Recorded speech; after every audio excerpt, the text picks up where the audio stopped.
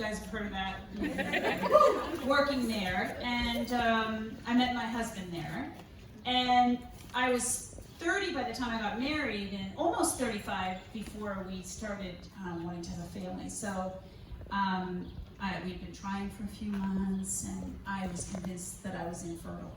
So, I mean, not by definition, but for those of you who know me, I'm not a patient person. So, I go to a very fancy suburb and a very fancy gynecologist, and I say, hello, my name is Janet, and I'm infertile.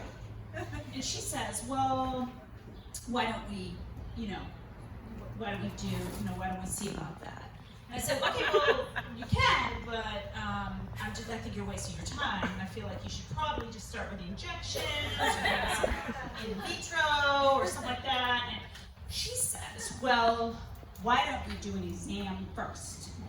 And I'm like, well, lady, why don't you buy me dinner first? But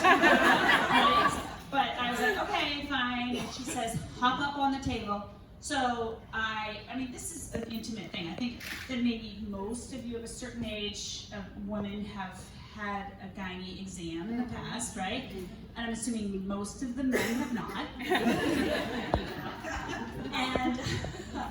And so I say, okay, fine. So I hop up on the table, and she's patting around and everything, and then I get in the position, you know the position. Oh yeah. The position, and she takes those duck-bill things, and she shoves it in the vagina, and she cranks it open, and she's looking around, and they're digging around, and I'm like, what's going on? And she says, aha!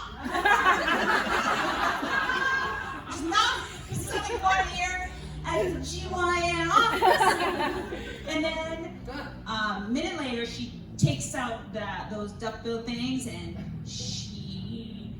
I hear a pop, and she said, I think I find the culprit. And she is holding my diaphragm. Which had been here for a few months, because I wasn't looking for it.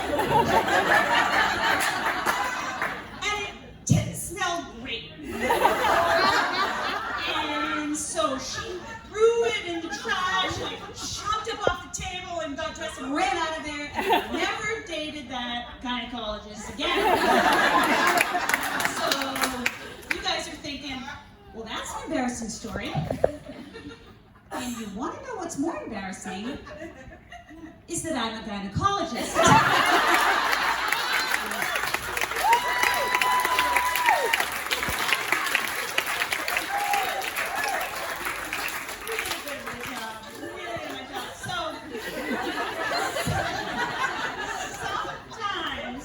Most of the time actually, my job is really happy, really to the babies, like, oh, so cute. Sometimes they're not so cute, but you have to say that anyway. They're so cute.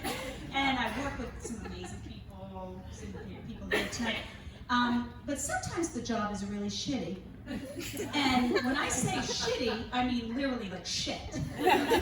So Stephanie mentioned that women don't like to poop when they're pushing out a baby. But I just want to take 1 second, if you guys can think, because I've always wondered, like, who the hell designed that, right? You're pushing out this big old head out of this tiny little hole, right? And there are a couple of other really important holes that are right nearby, right? And so, but there's why women are just like so panicked about it. So we're helping this woman push out a baby. You know, at pre-COVID, you have a bunch of family members in there, so everybody's like, come on, you can do it. And she's like, I should push it. And then all of a sudden, this horrible, terrible smell in the room. And she's like, oh no, I'm pooped. And I said, oh shit, it's fine. Everybody poops. And the truth is, I just farted.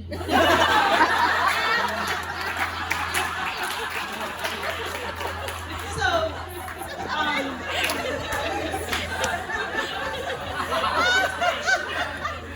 she can pick us up. So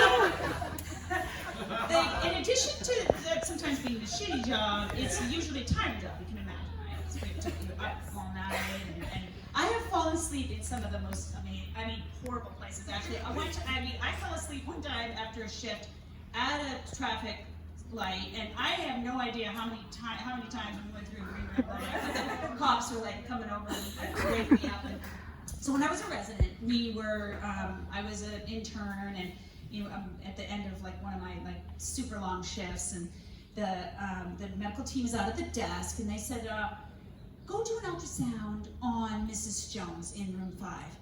And I'm like, okay. And so I get my ultrasound machine and I wheel it in, and Mrs. Jones is there. She's equally exhausted, and I say, hi, Mrs. Jones, I'm here to look at your baby. And she says, oh, great. And so we start the ultrasound, and back out at the desk, time is going by, and then 10 minutes, 20 minutes, 30 minutes go by, and where's Jane? So the senior resident goes in to check on things, and we are both out. I sound asleep. There's Mrs. Jones on her back. She's like, and I'm right by her. I'm holding the ultrasound transducer like with a death grip. It's the nuclear code button or something, but my